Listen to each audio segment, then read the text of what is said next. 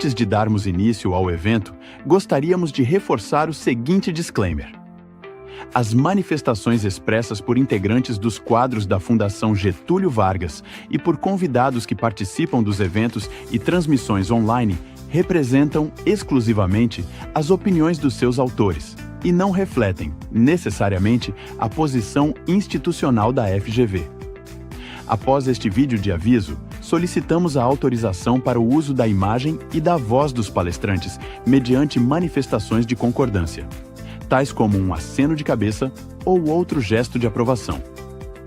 Agradecemos sua participação e desejamos um excelente evento.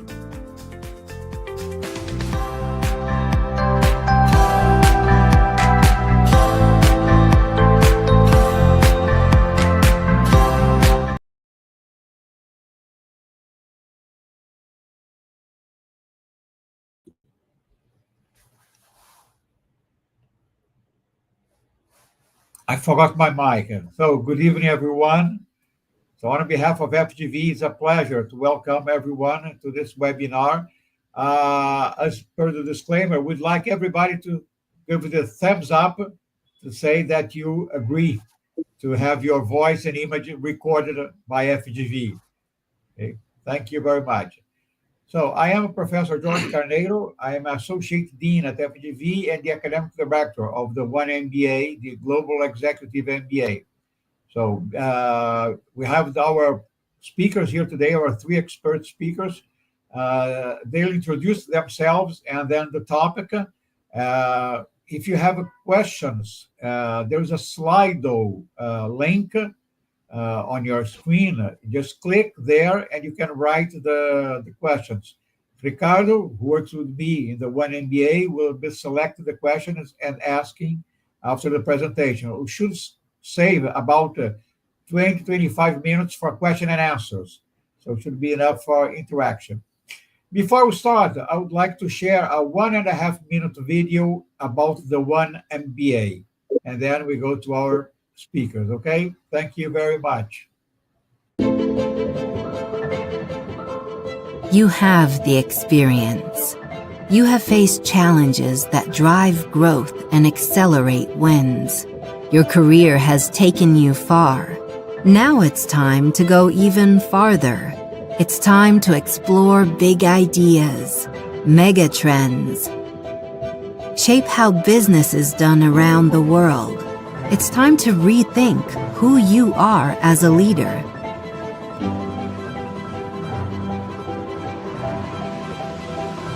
In an 18-month, truly global MBA curriculum at top business schools in 5 regions: Africa, Asia, Europe, North America, and South America. Lead the change by experiencing it during 3 global residencies.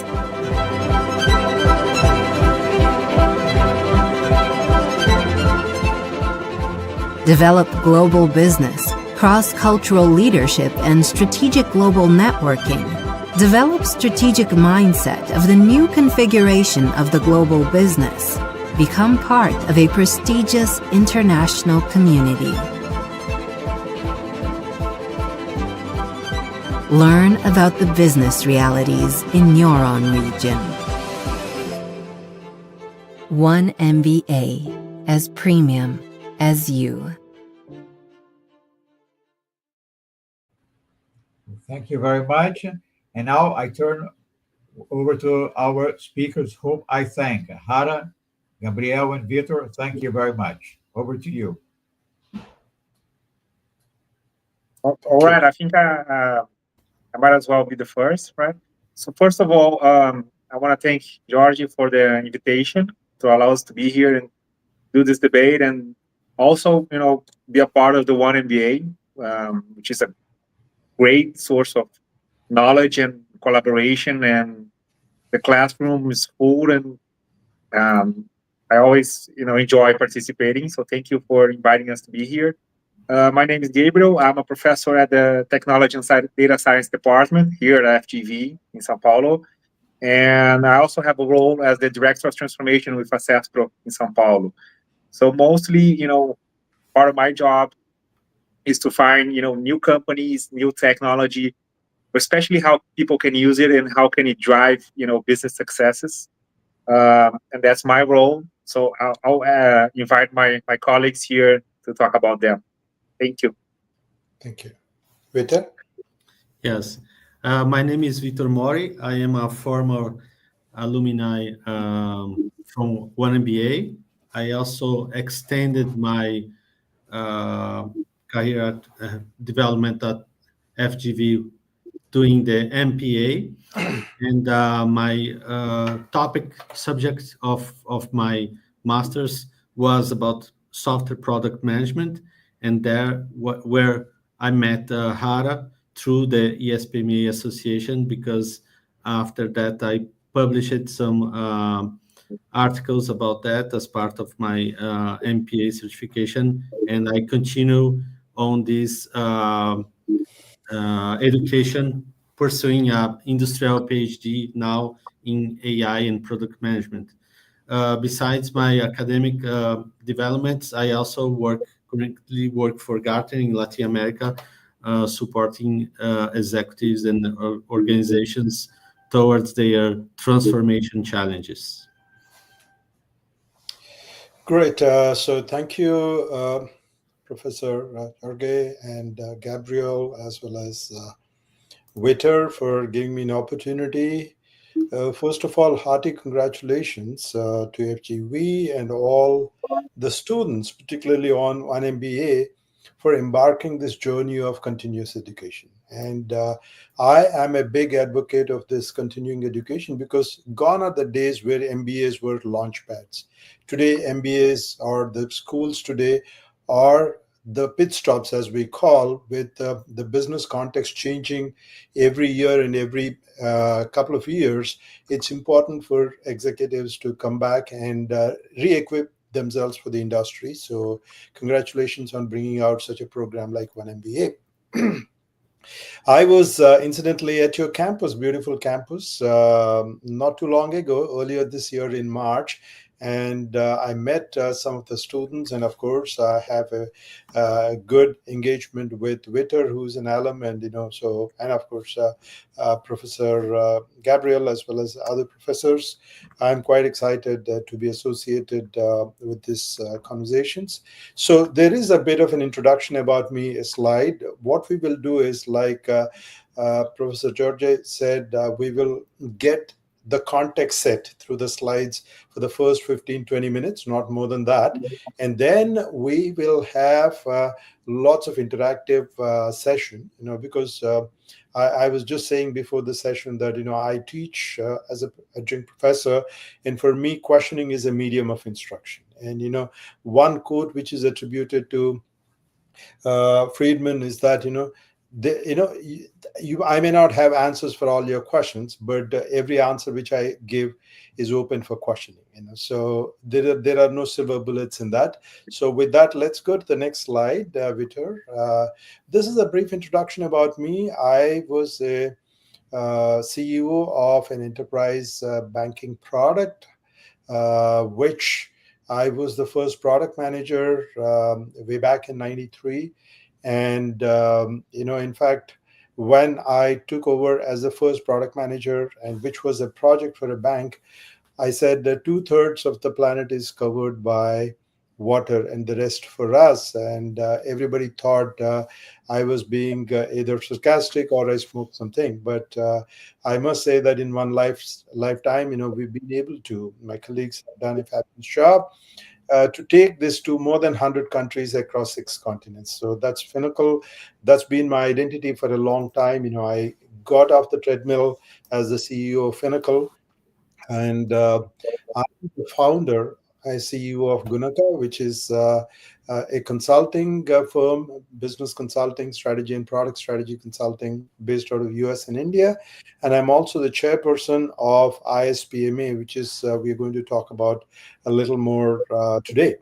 And I also teach product management in various global leading business schools, across the world. And I authored the book which you can see the software product management for startups. So some part of the conversation would be based on this book as well.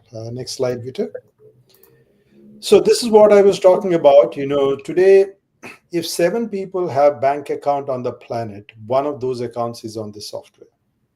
And we started from 0 to 100 plus countries journey, from a market like India, which was neither known for its banking prowess at that point of time, nor was seen as a leading manufacturer of software. India has been exceptionally good in software services, but for a long time, India was not known as a software provider to the world. And under that context, we've been able to go to the next slide, please. Be able to do this journey of touching the lives of more than 1 billion people across the world, and being rated as the number 1 top of the leadership quadrant. Our friend Vitor is familiar with the Gartner's Magic Quadrant, and of course the competitors Forrester Wave, for more than a decade every year, being right on the top of the leadership, beating even the likes of SAPs and Oracles in their own game. So that's been the background to my journey in the product management, having built this enterprise B2B software. But of course, I was also an entrepreneur building B2B2C products for in the AI world, for intelligent assistants, etc. So in the conversation, we'll talk more about it. Next slide, please. So before you open the old deck, can you go to the next slide? I'll come back to the ISPMA later. Yeah, go further. How much? Go further. Yeah. Okay. So let me start here. Because I understand we have lots of entrepreneurs as well as entrepreneurs in this session. This is a research finding by CB Insights by Crunchbase not too long ago. Why do startups fail? And if you really look at the data, not surprisingly, a big majority, close to 40% of the products which the startups made were never needed by anyone on the planet. Anyone means, it was not really needed by the market. Right? And if you go down further, the pricing and cost issues were one of the key reasons. User unfriendly product or product business model was not right. All these reasons have been significantly contributor to more than 80-90% startups and new ventures, even in the corporate ventures, failing. So when I started the software product management for startups, when I was talking to founders all over the world, they said, "Oh, product management is for large companies, and I'm a smallest startup. Why do I need product management?" The reality is that the startups are the ones who are skating on the thin ice, and they are the ones, if ever, who do not have a much bigger runway for them to really succeed the product. So they got to be a lot more packed into one. Secondly, you also need to distinguish between a large enterprise business versus startup. A startup is not a small, large company. Just like a caterpillar is not a smaller butterfly, right? So a startup has to go through a lot more than a large company before it becomes a regular, mainstream company. So how do we really help through product management the new ideas which are needed by the world, but the world doesn't know? How do you really help? So the product management is a critical component in that. Can we go to the next slide, please? So today we are looking at these 3 dimensions of the feasibility, viability, and desirability as 3 questions. When you say that, what are the 3 questions you need to answer for an idea to become an impact? Impact as in significantly wider, deeper, sharper impact across the world, at a planetary scale. How do we do that? So that is what we are looking at. So the 3 questions which we ask is that, can we do this? Before that, do people need it? Do market need it? And can we do that? And then finally, comes, should we do this? So we're going to talk about it a little more. Go to the next slide. So many people say that, oh, product management, what is it about? Is it like a project management? Is it like building the products? I'm not building product, but do I need to do the product thinking? So through this slide, I'm trying to introduce the concept of product thinking. What is product thinking? Is nothing but being a problem definer. So you all have been problem solvers yourselves. You have excelled in your careers. You've been solving your clients' problems, your business problems. But the fundamental definition of a problem definer mindset is not just solving the problem to perfection and be able to deliver the results, but asking the fundamental questions like, who all have this problem? Right? Now, today, if you really look at today, we're going to talk a little more about some of the successful products out of Brazil, like Pix, etc. So when you're building a product or a platform like a Pix, the first question you need to ask is that who all are impacted by that? Why do I need it? And then look at the existing constraints. What are the alternatives the existing users and customers have? And then be able to take it to the larger market. So we are going to focus on this, particularly one of the important aspects of my visit earlier this year and interaction to Brazil. And of course, I have had the opportunity to work with some of the stealth mode founders from Brazil. In fact, I'm a nomad, so I engage with the nomads. So is that Brazil has a huge potential, right, in terms of being the creator of software for the world. But today, if you really look at your software and IT services all put together, exports is about 10 billion, compared to what, about 60, 70 billion for US, or maybe 200 plus billion for India, in terms of the exports for software. So what is that? This high potential of the talent pool in Brazil can do in terms of making the products for the world or solving the problems on a planetary scale, not just at a population scale, is what prompted us to do this thinking about the product thinking mindset. So we can take questions a little later, Gabriel. Is that right? All right. Yeah. So introduce the topics and then we can always come back. Can we go to the next slide, please? So now ISPMA is what I'm going to talk about. And now can you go, Vitor? Sorry for moving you up and down. I wish I could go back.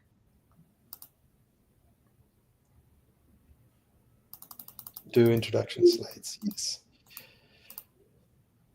So because of this significance of ISPMA was born way back in 2009.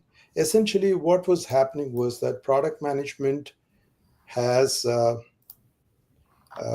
just give me a second. Let me just look at my slides, which I had sent to you.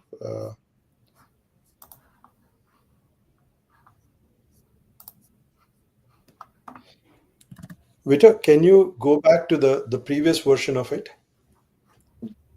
The one which I sent you afternoon? The slides had some problem. Yeah. Sorry about the confusion.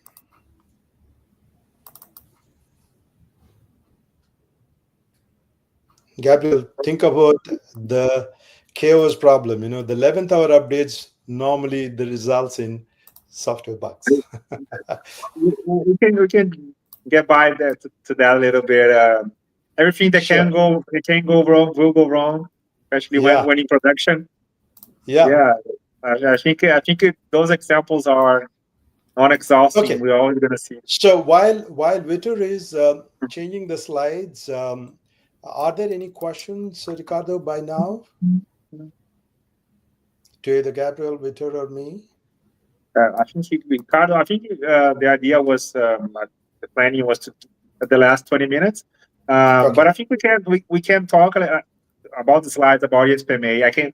I want to give a brief introduction because I think it's the relatable to everything that we discuss and the forming of our friendship, and why I believed from the beginning when we started discussing the importance of ISPMA as a global unity of a community of researchers and practitioners, and why FGV should be a part of it, right? That was our discussion, why FGV should be a part of it. And also, my background is not exactly the same, as I didn't start much in product management, but mostly in project management. So I'm a little bit more towards the technical side, but our discussions are really important in that sense, where, there's all these people, preoccupied with projects. Well, at the same time, we are looking at global goals, and the global goal is to have the best product possible. And I think one of the debates was the product manager as someone that, it is in the company, but also in the same way, kind of, for a lot of companies, we don't even know who that person is. It's not something that is well defined or well measured. So, well, if you don't spend time thinking about how to develop your best product and having that to be managed correctly, all of the parts will eventually fail.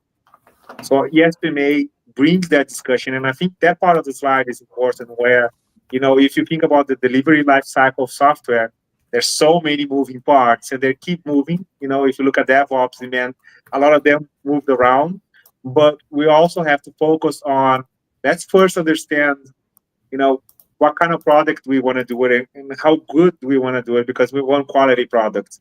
So we should start there. And I think that's one of the reasons why, ISPMA makes so much sense, and makes so much sense for Brazil, because we develop real good software here.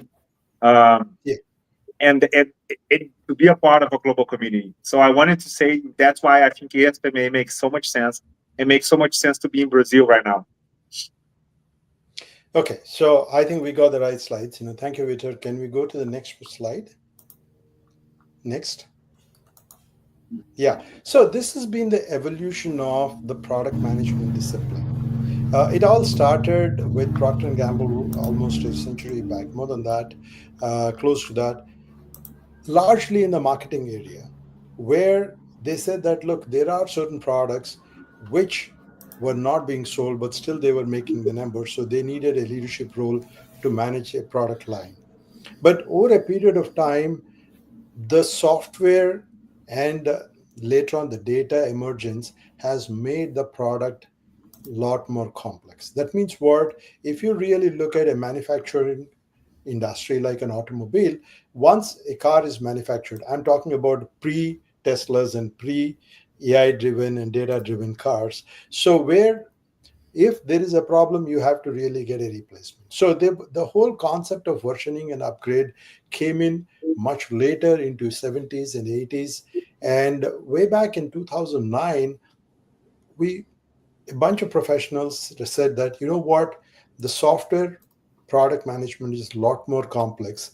As I keep saying that, it is like, giving a new version to a production, an enterprise software is like changing the engine of a Boeing while it's on a transatlantic flight.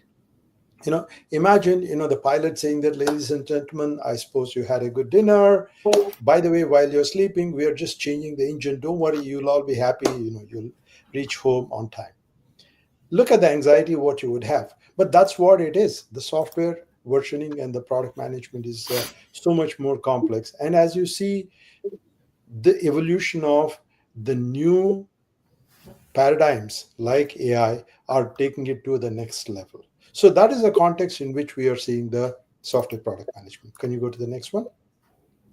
So ISPMA was formed with this objective of promoting the excellence across the software product management, and create software product management as a discipline in management, because it is an interdisciplinary area. The research was happening in strategy, in finance, in operations, and HR, etc. But putting it all together to really deliver value to the customers, software product management was born. So next one. So these are the vision and mission of ISPMA. ISPMA has a broad body of knowledge, and which is the foundational work by the fellows across the world who are distinguished both in academia and industry. They create this body of knowledge. The next one. So these are some of the fellows, and of course, from Brazil, we have our first fellow who is here in this call, Vitor, and Gabriel is getting there. But look at right from Michael Cusumano in MIT to various professors as well as practitioners across the 6 continents. They are the ones who really make this whole ISPMA tick in terms of setting the standards and creating the body of knowledge for the practitioners as well as researchers. Next slide. This is the global board, which is headquartered in Germany. I have taken over as the chairman very recently in June. Before that, Hans-Ben Kittlers was the chairman. And this board decides in terms of the priorities and evangelizing the product management across the world. Next. So there is a defined curriculum which is being used by many universities across the continents for teaching their graduate, postgraduate programs, both in MS as well as MBA programs. And Foundation is a 360-degree view of the entire product management. SPM for startups is for the startup curriculum where entrepreneurs can look at it. And then based on their specific interest, practitioners can create expertise and choose to be excellent in some of the areas and be experts in strategic management and product strategy or planning or orchestration. Let's go next.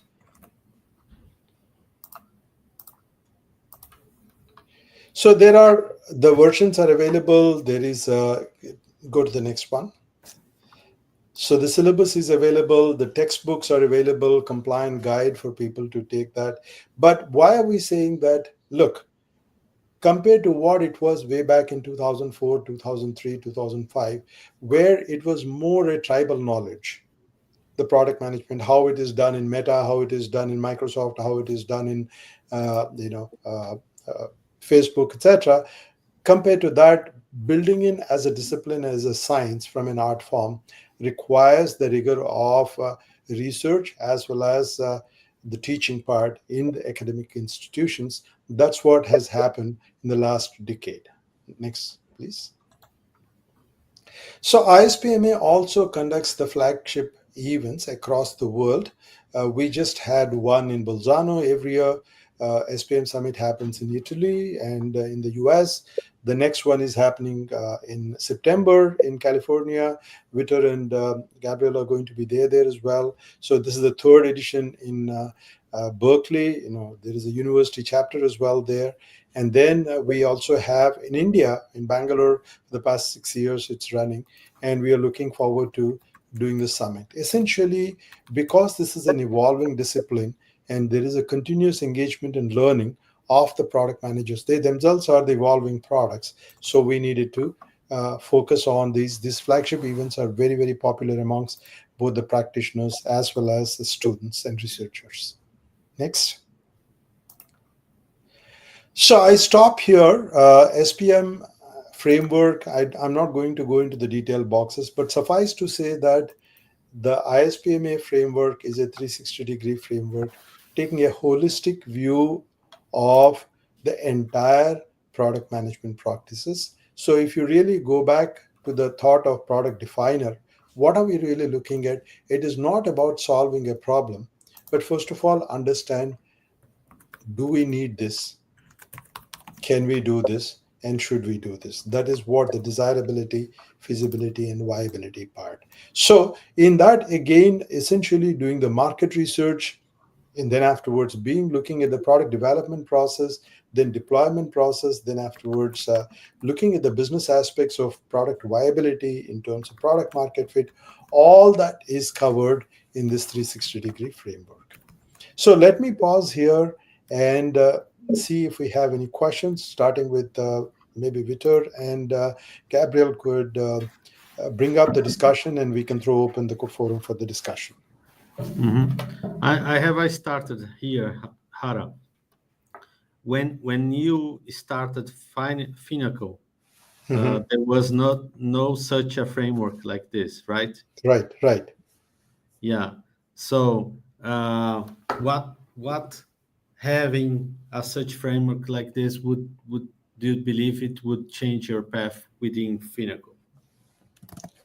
I think it would have changed. In fact, we took we recently we celebrated Silver Jubilee, and of course, we, as in I'm an alum of Finacle. I'm not an active colleague for the past 10 years, but we were very well connected.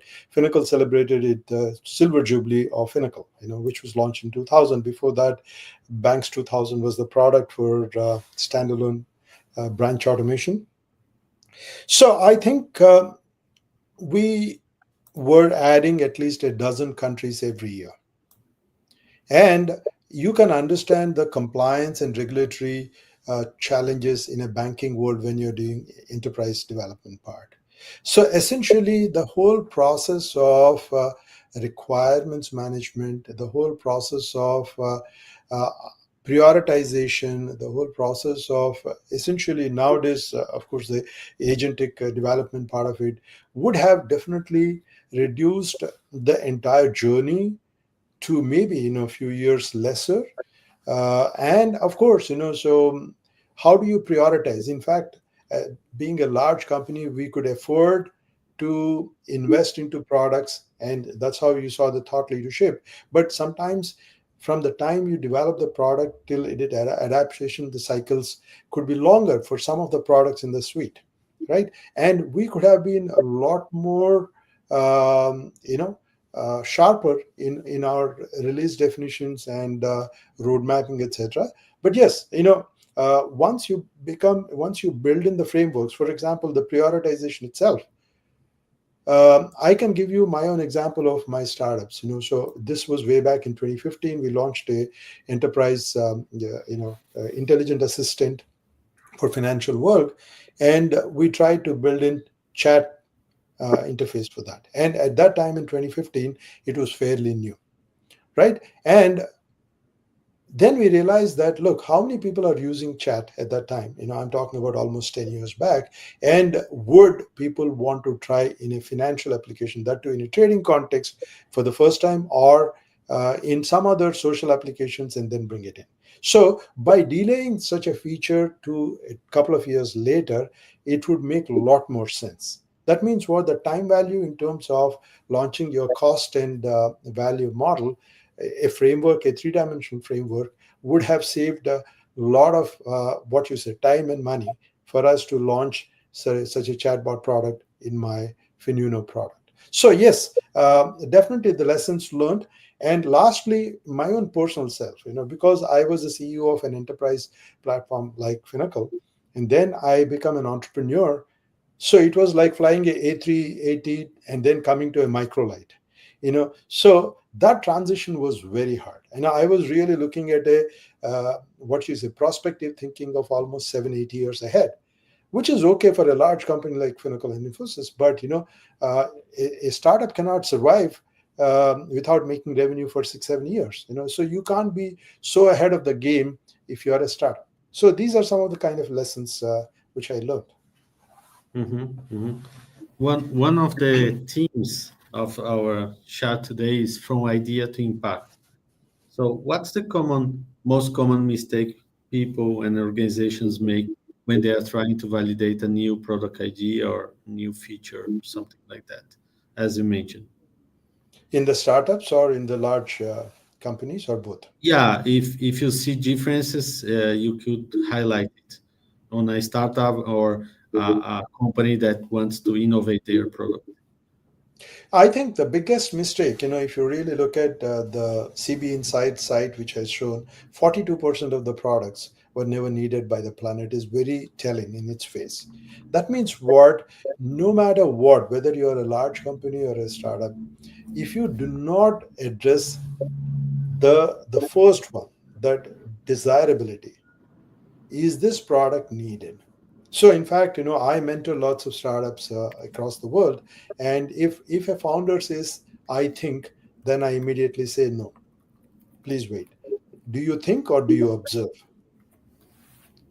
If you are building a product based on your ideas, then there is a problem. So have you observed? So the entire discovery phase, or in terms of understanding the desirability, is about what is the problem, and how they are solving right now. Who all have the problem?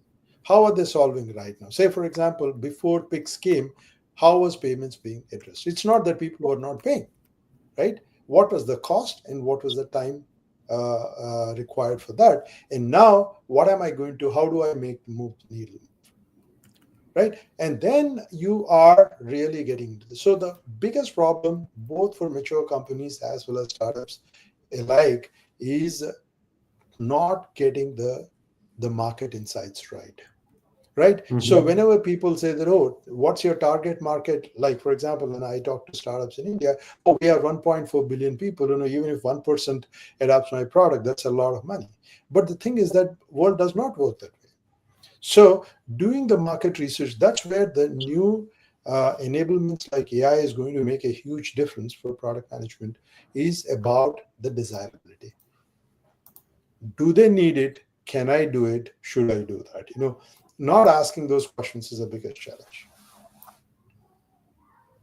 Great.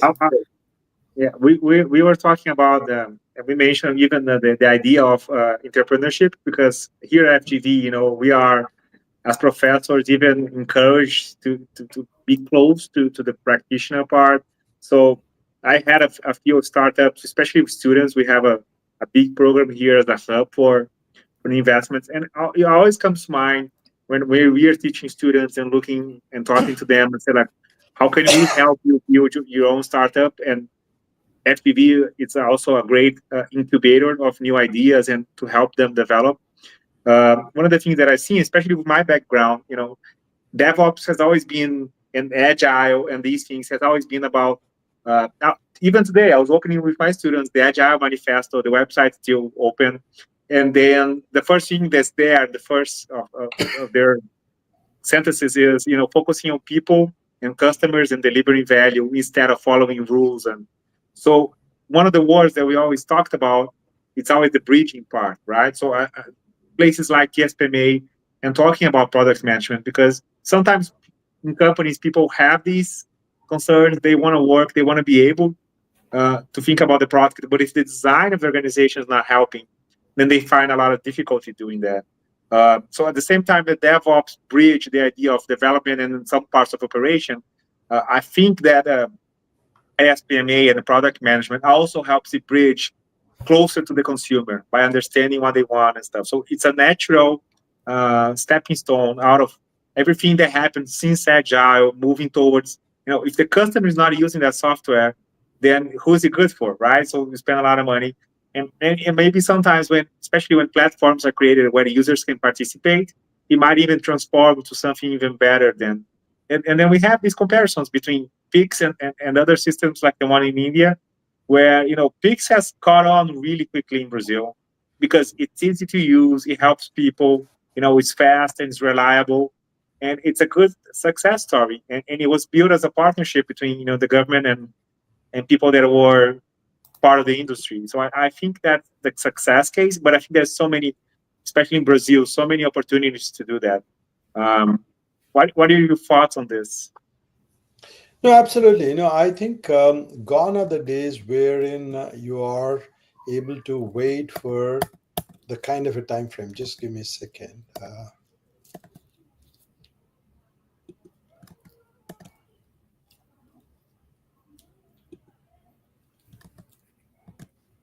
Am I not able to see your picture?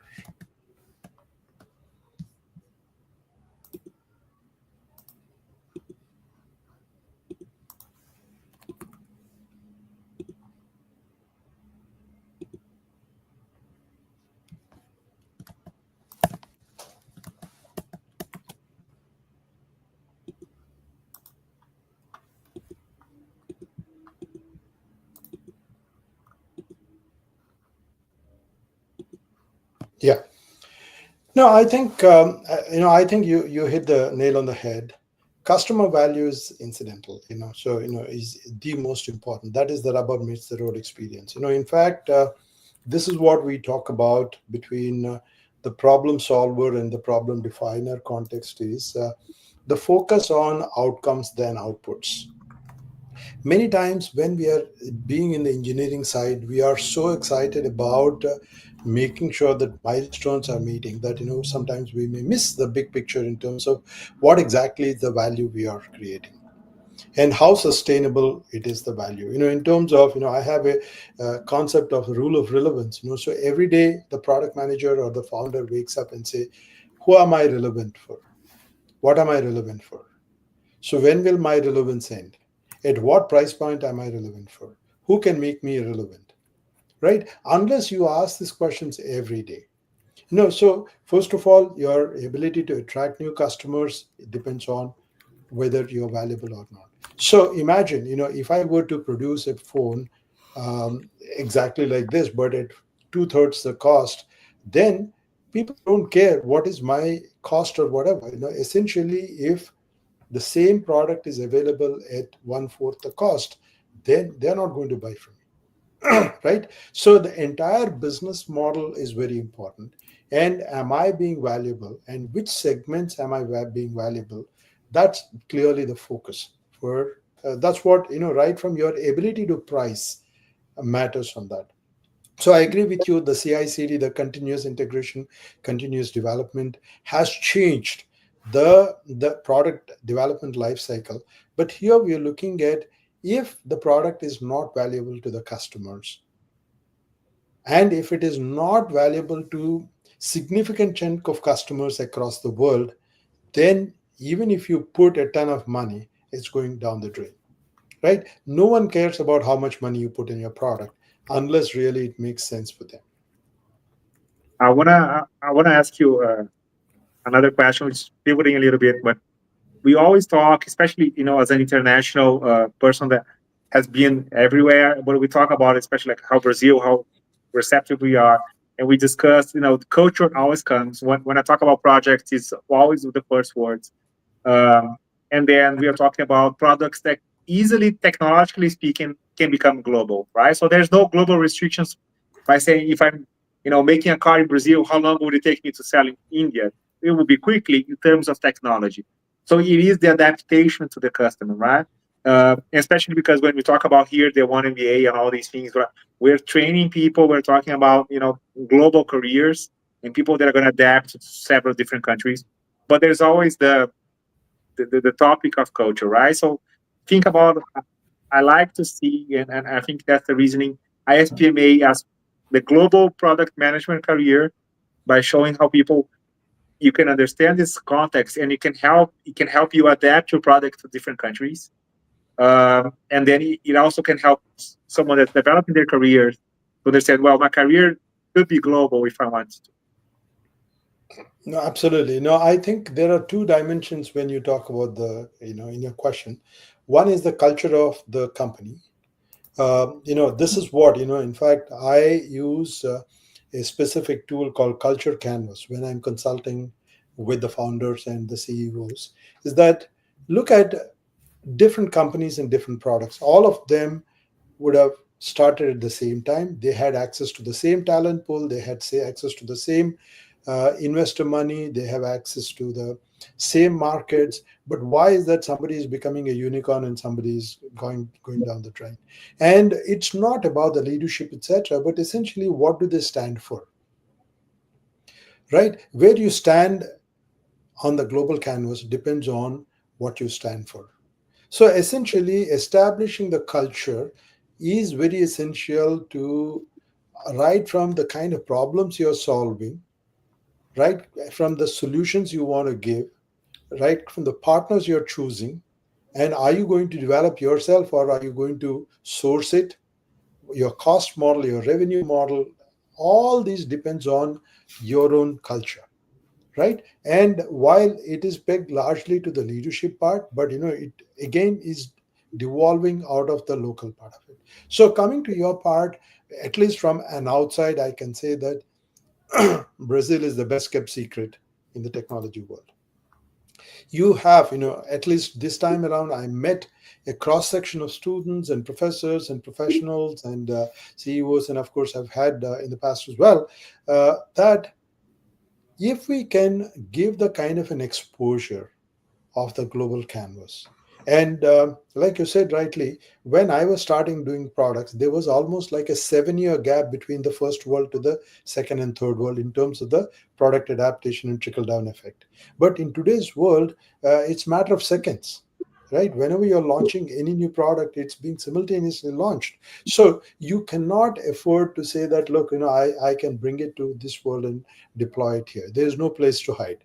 So from that point of view, I think taking a global context is very important. And that again depends on the product thinking. What is the product thinking here?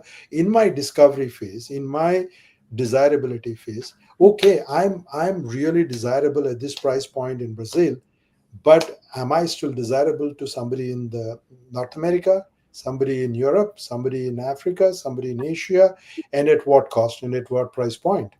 And what convenience, so many times, when I talk to some of our friends in Brazil, people try to oversimplify and put the whole thing on language. I don't think language is a big barrier in today's world, wherein you are able to do transliteration, etc. Language is not a barrier at all. It's about your horizons, how far your horizons are. And I think, if you are able to really look at while defining, in fact, that's what, to go back to Vitor's question, what was the things we did right? Even though I was building a product in India to begin with for Indian customers, enterprise customers, our vision was very clear that, look, 1/3 of the planet is not covered by water. And on all those places, my product should be there. At that point, I wouldn't have known the regulatory frameworks of so many countries, right? But we know we'll figure it out. But then you have the vision, and then afterwards, that your product has to, then everything you're doing, every feature, every design, you're looking at, is this something which people will be able to use it in Europe? Is this something people will be able to use it in Africa? I think that your North Star aspiration of global reach is something which we can really help with the Brazilian context from an ISPMA point of view in extending the horizons and boundaries. Yeah, I wanna join this opportunity by saying, people might still be shy, but we are here, in some form of people that are participating, that are watching us. It's an invitation, right? I mean, this is an invitation to be a part of this community, to join, and so in that sense, we are open for everyone who wants to question. Please, ask about how can this topic be related to each company and to people, and especially because I think it's important, right, for people that are looking for continuous education, to see the product manager, the role, and even the idea for companies. First, it fits all companies, and it fits people from a lot of different backgrounds as well. You can be someone that has a background more in technology, but even if you don't, you can still continue your education to become a product manager. On that front, I would like to ask and rather probe a little more and say that, first of all, software product management is not a tech job. It's a business job. Second point is, in today's world, every business is a software business, right? So back in my hometown in India, somebody who is selling on the street side coconut water, even he would have a QR code to do the payment real time, right? And today, that is what it is. That means what? With the advent of the AI and the data, today there aren't any products which are purely physical. Today, look at it, when you buy cars, imagine the amount of software in a car. Right from your braking system, I'm not even talking about autonomous cars, etc. So the software is embedded into everything. So look at it, a simple, I keep giving an example. Say, suppose if I take a water bottle, this cost, let's say, is about $5 or $10. But if I'm making it as a hydration device for me, that means what? It calibrates how much water I'm taking, at what frequency I'm taking, at what temperature I'm taking, and then just by putting an IoT device and be able to measure that and give that, then it's like, having a wearable and you are able to be aware the price of this can go from $5-10 to $50-70. And I can give you umpteen examples. Look at a router. Router is a router, which is selling for $99. The moment you put a parental control, imagine a mother with kids, she doesn't want to control her preteens devices, but the thing is that she would like to put a parental control at a router level, and she wouldn't mind paying $15 every month as a subscription to have the parent control at a router level than trying to monitor what the kids are doing in that. That means what? Even though you have a physical device like a router or a water bottle, by digitally enabling it, with AI, you are bringing in hyper personalization, etc. You are creating not just extending the life of the product, you are creating a completely new, different offering, which is a lot more valuable to your customers. So if you are in shipping, if you are in manufacturing, if you are in trading, if you are in whatever industry you are in, try and look at how can I pivot this industry? How could AI and software can change it? Then the answers are there in product management in terms of how do I pivot it. That's what we deal a great length in this book, essentially looking at how do we really looking at existing businesses and be able to transform them using the advantage of the software.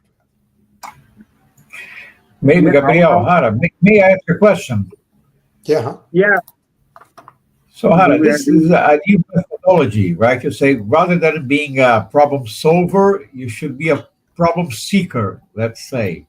So, could you give us an example of your own business in which you were after a problem, and how did you go about finding the right problem to answer?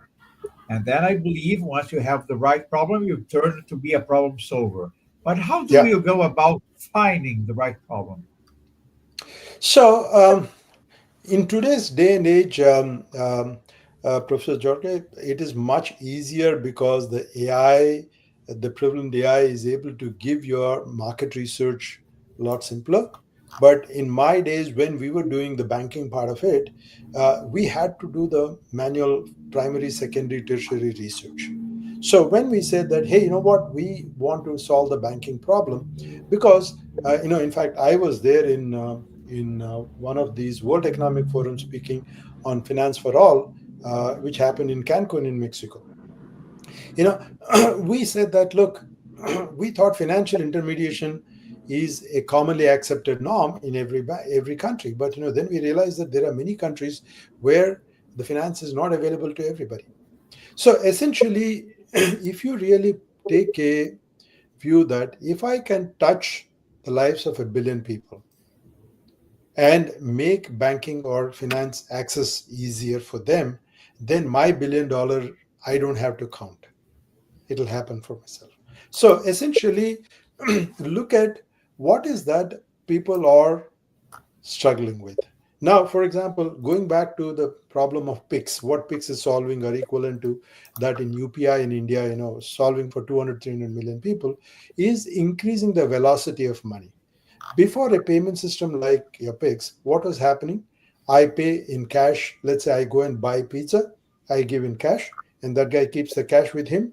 And then afterwards, he pays, he remits in an account on a second or third day. And then afterwards, he used to give a check to the producer. And so the person who is giving the raw material or supplies has to give a credit period of 2 weeks or 3 weeks. So there is an additional interest cost. So that means what? In the whole process, money is stuck somewhere or the other. Now today, if I pay through digital payment, the guy orders the extra dough immediately and pays for it, so it's much cheaper and it gets delivered in half an hour. And with that, he's able to pass on the money, the value of it to the customer at lesser price. So essentially, number one, observing, interviewing, researching, primary, secondary, and then afterwards prototyping, what we call in product management parlance, what we call the MVP, minimum viable product. Essentially, at least look at one segment of customers where you can prototype the product and use it and see it is working for them or not. So it's not just giving some skeletal software or something, but essentially which can make value for them, and then see the commonality for that for other users. Now today, for example, I need to ask a question like, what would it take for 20, 30, 40 countries to get PIX kind of a software? When if Brazil is able to export and implement PIX in 20, 30 countries in the next 2 years, that's a great way. The opportunity exists, the problem exists, but the thing is that you got to really look at the design. Am I designing for a global context? So essentially observing the pattern, the whole discovery is about what is the problem, who all are facing the problem, what are they doing for it, and what is the potential solution I can give, and at what cost this makes sense, and what is my denominator factor, how many million people can use my, so that what price I can put it. That is the whole product thinking. Do I make sense, George?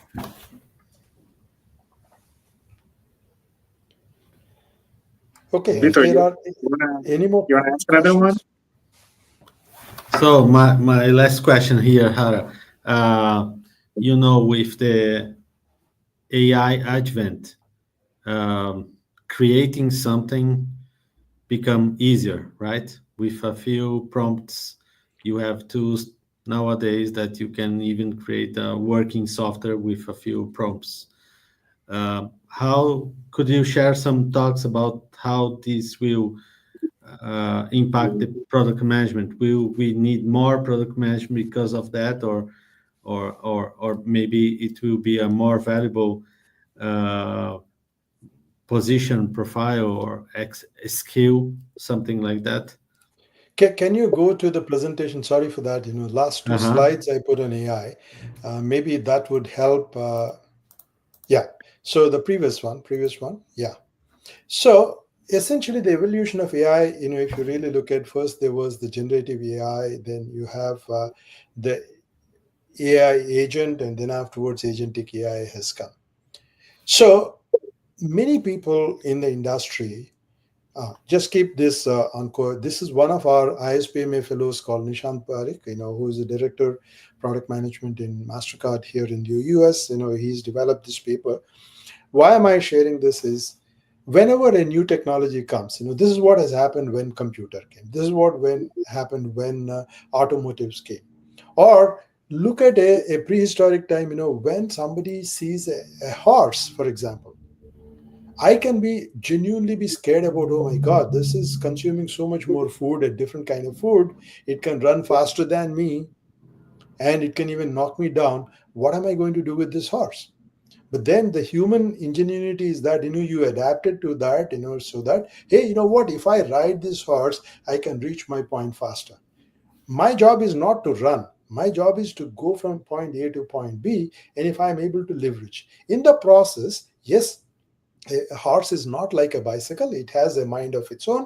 It has its insecurities, so I need to really, if you are a rider, if you are a horse rider, the emotions of the horse, so at the same time, I don't want it to be a Trojan horse, so whether I play polo, or whether I do a racing, or whether I do pull a card, essentially I'm leveraging that beast instead of being scared about it. So essentially the whole co-evolutionary model is, what is that the AI capabilities are definitely stronger than me.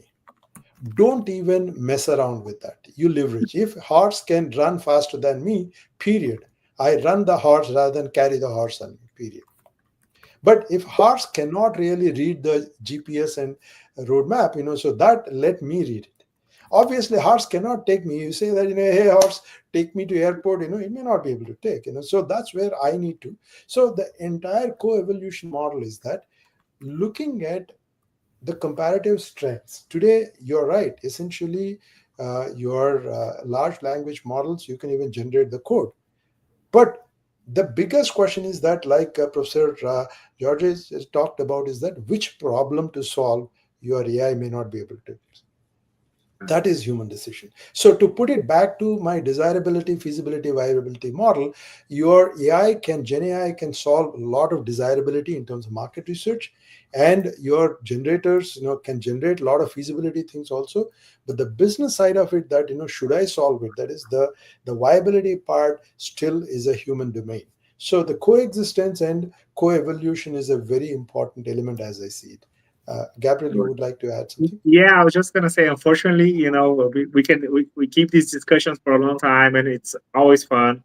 So, but we're running out of time. So I wanna take this a little bit of time to say to everyone watching, we're gonna have the chapter of ISPMA here in Brazil soon, right? Really soon. And FGV is gonna be the first school to have it. But we want to expand. We want other schools. We want companies to join. Just say like everyone to be a part of the discussion. Just we want to grow here. But like I said, there's so many startups in Brazil, so many people developing stuff, and I think we want to help, and we want to be available to help people. I'm sure you are, me and Vitor as well. So just to finish, with the final remarks, I want to thank you for being here. I want to thank Vitor, and especially Jorge, for giving us the opportunity for this debate. And hopefully, people will want to join, and a lot of people will be interested, because I think, like you said, Brazil might be in the sweet spot moving forward in the tech world. We all believe that. Yeah, I'm very excited for you in Brazil, and all the best going forward. And thanks for staying up so late in the evening, and enjoy the evening. Yeah, let me say that this video will be available on the FGV YouTube, right? You can go back and share it, right? Hara, Gabriel, and Vitor, thank you very, very much. And the audience, thank you for being with us. Talk soon. Thank you to the audience. Good night.